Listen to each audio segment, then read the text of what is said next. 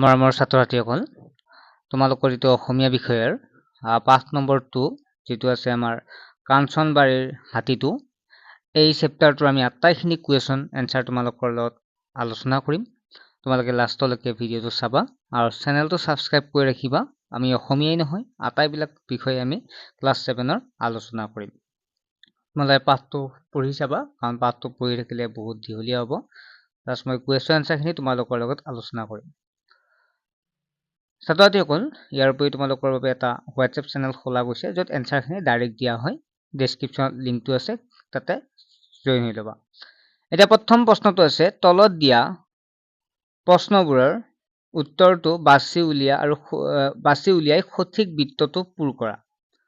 মাছুমাহঁত বিদ্যালয়ৰ পৰা ঘূৰি আহোঁতে পাহাৰৰ পৰা কি ওলাই অহা দেখিছিল? আৰু ইয়াৰ এনচাৰটো যদি আমি চাওঁ, তেতিয়াহ'লে এটা মহনা ওলাই অহা দেখিছিল। গতিকে গটোত তোমালোকে ইয়াত ধুনীয়াকে গোল কৰি দিবা।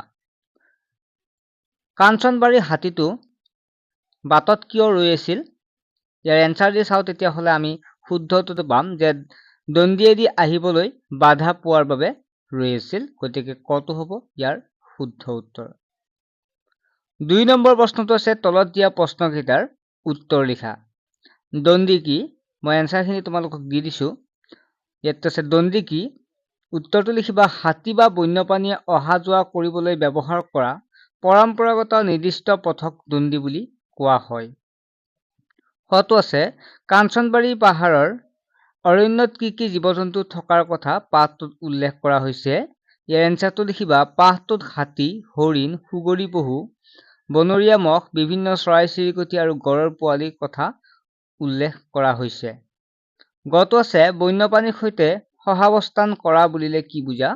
ইয়াৰ এনচাৰটো হ'ব, সহাৱস্থান মানে হ'ল বন্যপ্ৰাণীৰ বিচৰণভূমিত বাধা নিদিয়া বা তেওঁলোকৰ কোনো অনিষ্ট নকৰাকৈ শান্তিপূৰ্ণভাৱে থকা। মানুহে বন্যপ্ৰাণীক আমনি নকৰিলে তেওঁলোকেও মানুহক আমনি নকৰে, এই ভাৱধাৰাই হ'ল সহাৱস্থান। হটো হৈছে, মাছুমাই কি সংকল্প লৈছিল? উত্তৰটো লিখিবা তোমালোকে, মাছুমাই সংকল্প লৈছিল যে কাঞ্চনবাৰীৰ হাতীবোৰক শান্তিৰে বাস কৰি দিবলৈ তেওঁৰ দেউতাকে কোৱাৰ দৰে কাম কৰিব আৰু স্কুলৰ শিক্ষক-শিক্ষয়িত্ৰীৰ পৰা বন্যপ্ৰাণী সুৰক্ষাৰ বিষয়ে জানিলৈ সজাগ সৃষ্টি কৰিব। 3 নম্বৰ প্ৰশ্নটো আছিল যে আলোচনা কৰি লিখা, বন্যপ্ৰাণী আৰু বন্যপ্ৰাণীৰ লগত হোৱা অঘটন কেনেকৈ ৰোধ কৰিব পাৰি? বন্যপ্ৰাণীৰ লগত হোৱা অঘটন ৰোধ কৰিবলৈ আমি বনাঞ্চল সংৰক্ষণ কৰিব লাগিব। জীৱ-জন্তুক চিকাৰ নকৰা উচিত। বনাঞ্চলৰ ওচৰত গাড়ী ধীৰে ধীৰে চলোৱা আৰু সতৰ্কতা পালন কৰা প্ৰয়োজন। মানুহে বনাঞ্চলত আৱৰ্জনা নেপেলাই পৰিৱেশ সুৰক্ষিত ৰাখিব লাগে। মানুহৰ মাজত সচেতনতা বৃদ্ধি কৰিলে এনে অঘটন কমিব। তাৰপিছত যদি আমি চাওঁ, 2 নম্বৰ প্ৰশ্নটো আছিল, বন্যপ্ৰাণীৰ সৈতে সহাৱস্থান কৰা, এইটো কৰিছোঁ 3 নম্বৰ দিটো, চৰকাৰে এনিমেল গ্ৰীণ কৰিডৰ ব্যৱস্থা কিয় কৰিছে? ইয়াৰ উত্তৰটো তোমালোকে এনেকৈ লিখিবা, সটোৰ উত্তৰ, চৰকাৰে এনিমেল গ্ৰীণ কৰিডৰ ব্যৱস্থা কৰাৰ মূল কাৰণসমূহ হৈছে, ইয়াত তোমালোকৰ অলপ দীঘলীয়াকৈ আছে, তোমালোকে কমকৈ লিখিলেও হ'ব বা তোমালোকে মিলাই লিখিলেও হ'ব বা গোটাইখিনি লিখিলেতো ভালৰে কথা। বন্যপ্ৰাণী সুৰক্ষা, ইয়াৰ 1 নম্বৰটো হৈছে বন্যপ্ৰাণী সুৰক্ষাৰ কাৰণে গ্ৰীণ কৰিডৰ ব্যৱহাৰ কৰা হয়। গাহৰি, হাতী, বাঘ আদি বন্যপ্ৰাণীয়ে জংঘলৰ এটা অংশৰ পৰা আন এটা অংশলৈ যাত্ৰা কৰে। এই কৰিডৰে সিহঁতক নিৰাপদে চলাচল কৰিবলৈ সহায় কৰে। 2 নম্বৰ, মানুহ বন্যপ্ৰাণীক সংঘাত হ্ৰাস কৰা। যদি বন্যপ্ৰাণীয়ে গাঁও বা নগৰলৈ সোমায়, তেতিয়া মানুহৰ লগত সংঘাত হয়। গ্ৰীণ কৰিডৰে সিহঁতক সঠিক পথ দিয়ে, ফলত সংঘাত কমে। 3 নম্বৰ হৈছে পথ দুৰ্ঘটনা ৰোধ কৰা। ৰেল লাইন ৰাস্তা পাৰ হওঁতে বহু প্ৰাণী মৰি যায়, কৰিডৰে এই দুৰ্ঘটনা কমায়। তাৰপিছত গটো আছে, এইখিনি তোমালোকে লিখিবাই হা, এইখিনি বেছি নহয়, লিখিবাই। গটো আছে, মানুহে কৰা কি কি কাৰ্যৰ দ্বাৰা বন্যপ্ৰাণীক শংকিত হৈ পৰে? মানুহে কিয় এনে কাৰ্য সংঘটিত কৰে বুলি তুমি ভাবা? উত্তৰটো লিখিবা, মানুহে কৰা যি কাৰ্যৰ বন্যপ্ৰাণীক শংকিত কৰে সেইকেইটা হৈছে, প্ৰথম হৈছে বননিধন, গছ-গছনি বা গছ কাটি বন ধ্বংস কৰাৰ বাবে বন্যপ্ৰাণীৰ বাসস্থান নষ্ট হয়। অবৈধ চিকাৰ, হাতী, গড়, বাঘ আদি প্ৰাণীক হত্যা কৰা হয়। এতিয়া তোমালোকে গড়ৰ তলত এনেকুৱাকৈ এটা দি দিবা হা। তাৰপিছত জুই লগোৱা। মানুহে অসাৱধানতাৰে বন জুই লগালেও বহু প্ৰাণী ক্ষতিগ্ৰস্ত হয়। 4 নম্বৰ, নগৰ আৰু ৰাস্তা নিৰ্মাণ। বনাঞ্চল কাটি ঘৰ, ৰাস্তা, ৰেল লাইন বনালে প্ৰাণীৰ চলাচল ব্যাহত হয়। প্ৰদূষণ, পানী, বায়ু আৰু মাটি প্ৰদূষণে প্ৰাণীৰ জীৱন বিপদত পেলায়। তোমালোকে ইয়াত প্ৰদূষণ বুলি লিখিবা হা। এইটো প্ৰদূষণ মই লিখি দিছো এইফালে। দূষণ বুলি আছে, প্ৰদূষণ বুলি লিখিবা। তাৰপিছত এটা প্ৰশ্নতে দুটা আছিল যিহেতু, যে মানুহে কিয় এনে কাৰ্য কৰে বুলি ভাবা, ইয়াৰ এনচাৰটো লিখিবা। সেইটো একে প্ৰশ্নৰে অৰ্থনৈতিক লাভৰ বাবে কাঠ বিক্ৰী, চিকাৰ, খনিজ সম্পদ আদিৰ পৰা লাভ ল'বলৈ মানুহে এনে কাৰ্য কৰে। জনসংখ্যা বৃদ্ধিৰ কাৰণেও হয়। অধিক মানুহৰ বাবে অধিক ঘৰ, পথ, ভূমিৰ প্ৰয়োজন হয় আৰু সেইবাবেও বননি ধ্বংস কৰে বা অৰণ্য ধ্বংস কৰে। নহয়, এইটো আছিল যে কিয় এনে কাৰ্য কৰে বুলি। নেক্সট 4 নম্বৰ প্ৰশ্নটোলৈ আহিছো। 4 নম্বৰ প্ৰশ্নটো এইটো, যে বাওঁফালৰ পৰা সোঁফাললৈ বাওঁফালৰ লগত সোঁফালৰ অৰ্থবোৰ আঁচটানি মিলাও আহা। ইয়াত সহমৰ্মিতা আছে, সহানুভূতি। তাৰপিছত তহিলং মানে নষ্ট কৰা কাৰ্য। সহাৱস্থা মানে শান্তিপূৰ্ণভাৱে একেলগ হৈ থকা অৱস্থা। মখনা মানে তোমালোকে গমে পাইছা মতা হাতী। নিশ্চয় মখনা মানে হৈছে মতা হাতী। শংকিত মানে ভয়, ভীত বা ভয় খোৱা। ইয়াত ধুনীয়াকৈ দিয়া আছে আস্তানে, তোমালোকে গমে পাইছা। ওপৰৰ প্ৰতিটো শব্দৰে একোটাকৈ বাক্য ৰচনা কৰে। ইয়াত যিকেইটা আছে প্ৰতিটোৰে বাক্য ৰচনা কৰিব দিছে। এতিয়া আমি ধুনীয়াকৈ এইকেইটা বাক্য ৰচনা কৰিম। ইয়াত চোৱা, ওপৰৰ প্ৰতিটোৰে একোটা বাক্য ৰচনা কৰা। প্ৰথম আছিল সহমৰ্মিতা। মানুহে বন্যপ্ৰাণীৰ প্ৰতি সহমৰ্মিতা দেখুৱাব লাগে। 2 নম্বৰ আছে তহিলং। মানুহে গছ কাটি তহিলং কৰিছে। সহাৱস্থান। মানুহে আৰু বন্যপ্ৰাণীৰ মাজত সহাৱস্থান অতি গুৰুত্বপূৰ্ণ। ইয়াত মানুহেটো আছিলে মানুহ হ'ব হা। মানুহ আৰু বন্যপ্ৰাণীৰ মাজত সহাৱস্থান অতি গুৰুত্বপূৰ্ণ। তাৰপিছত মখনা। অসমৰ বনাঞ্চলত মখনা হাতী পোৱা যায়। তাৰপিছত আছে শংকিত। বন ধ্বংস হোৱাৰ বাবে বন্যপ্ৰাণী শংকিত হৈ পৰিছে।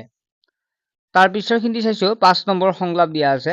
ধৰি লোৱা, বাটত ঘূৰি থকা হাতীটো আৰু মাছুমাহঁতৰ মাজত কথা বতৰা হৈছে। হাতীটোৱে মাছুমাহঁতক কি ক'ব আৰু মাছুমাহঁতে হাতীটোক কি ক'ব, সেয়া সংলাপৰ আধাৰত নিজৰ মতে লিখা। উদাহৰণস্বৰূপে এটা বাক্য দিয়া আছে আৰু মই এনচাৰখিনি কৈ দিছো, তোমালোকে বেলেগ ধৰণে লিখিব পৰা। মই এনেকৈ তোমালোকক আগবঢ়াই লওঁ। হেৰা গজৰাজ কাই। তোমালোক বনৰীয়া জন্তু আজিকালি নিশাৰ ভাগত সঘনাই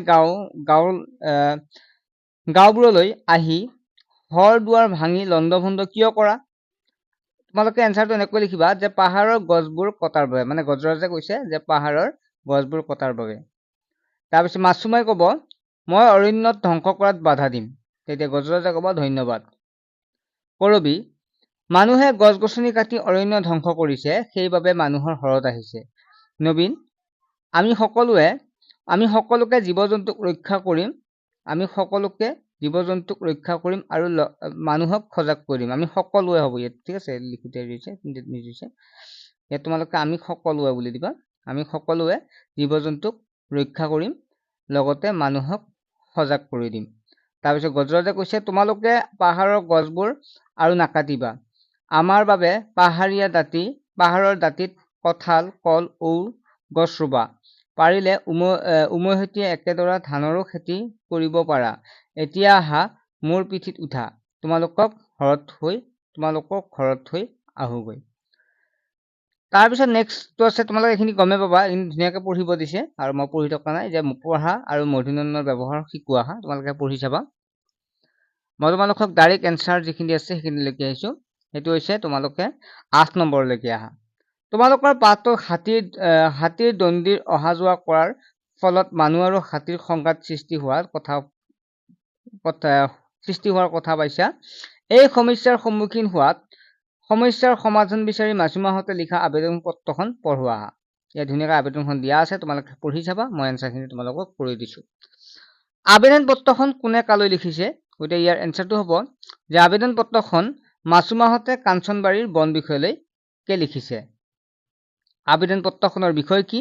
কাঞ্চনবাৰীৰ পথত পহৰাৰ ব্যৱস্থা কৰা আৰু বন্যপ্ৰাণীক সুৰক্ষা প্ৰদান কৰাৰ বাবে আবেদন।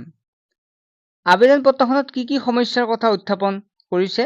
বিদ্যালয়লৈ অহা যোৱা কৰা পথত প্ৰায় কাঞ্চনবাৰী পাহাৰৰ পৰা অহা হাতীয়ে বিচৰণ কৰে, ফলত আতংকৰ সৃষ্টি হয়, এই কথা উল্লেখ কৰিছে।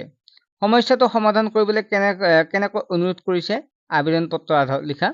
সমস্যাটো সমাধান কৰিবলৈ সেই স্থানত বনকৰ্মীৰ দ্বাৰা পহৰাৰ ব্যৱস্থা কৰি দিবলৈ অনুৰোধ কৰিছে। তাৰপিছত প্ৰথম 6 নম্বৰ প্ৰশ্নটো আহা। ইয়াত প্ৰথম 6 নম্বৰ কি প্ৰশ্ন দিছে যে আগৰ পৃষ্ঠাত পাই অহা আবেদনখনৰ আৰ্হিত তোমাৰ বিদ্যালয়ৰ খোৱা পানীৰ সমস্যাৰ সমাধান বিচাৰি প্ৰধান শিক্ষকলৈ এখন আবেদন লিখা। আৰু তোমালোকে কেনেকৈ লিখিব পাৰিবা? প্ৰতিমাননীয় প্ৰধান শিক্ষক মহোদয়, বিদ্যালয়ৰ নামটো তোমালোকে ইয়াত লিখিবা আৰু বিদ্যালয়ৰ ঠিকনাটো লিখিবা। ধৰা বিদ্যালয়খন নাম SR এডুকেশ্যন চিনিয়ৰ হাই ছেকেণ্ডেৰী এনেকুৱাকৈ লিখিলা, স্কুলখনৰ নাম তোমালোকৰ যি স্কুল, তাৰপিছত ঠিকনা লিখিলা, ধৰা মংগলদৈ যি হয় তেনেকৈ লিখিলা। বিষয় বিদ্যালয়ত খোৱা পানীৰ সমস্যা সমাধান বিচাৰি আবেদন, এইখিনি থাকিল। মহাশয়, সন্মানপূৰ্বক নিবেদন এই যে আমাৰ বিদ্যালয়ত বহুদিন ধৰি খোৱা পানীৰ সমস্যা চলি আছে। বিদ্যালয়ত যথেষ্ট পৰিমাণে বিশুদ্ধ পানীৰ ব্যৱস্থা নথকাত ছাত্ৰ ছাত্ৰীসকল বহু অসুবিধাত পৰিছে। কিছুমান সময়ত পানী একেবাৰে নাথাকে আৰু যেতিয়া থাকে তেতিয়া সেইটো বিশুদ্ধ নহয়, ফলত আমাৰ স্বাস্থ্যৰ ওপৰত বেয়া প্ৰভাৱ পৰিব পাৰে। সেয়েহে আপোনাক বিনম্ৰ অনুৰোধ জনাওঁ যে বিদ্যালয়ত বিশুদ্ধ খোৱা পানী যথাযথ ব্যৱস্থা কৰিলে সকলোৰে উপকাৰ হ'ব। আপোনাৰ সহানুভূতি আৰু দ্ৰুত ব্যৱস্থাৰে আশাৰে ল'লো। ধন্যবাদেৰে আপোনাৰ বিশ্বাসী ছাত্ৰ বা ছাত্ৰী। তোমাৰ নামটো লিখিবা, শ্ৰেণীটো লিখিবা আৰু কোন তাৰিখটো লিখিলে হ'ল। ছাত্ৰ ছাত্ৰীসকল, আশা কৰোঁ তোমালোকে বুজি পাইছা আৰু চেনেলটো ছাবস্ক্ৰাইব কৰি ৰাখিবা, কাৰণ এইখিনি কৰোঁতে ভালেখিনি কষ্ট হয়। কিন্তু তোমালোকে যদি আমাৰ চেনেলটোক মৰম দিয়া, আমি এনেকুৱা 2 গুণ কষ্ট কৰিবৰ কাৰণে কুণ্ঠাবোধ নকৰোঁ। ঠিক আছে, নেক্সট ভিডিঅ'ত লগ পাম। বাই।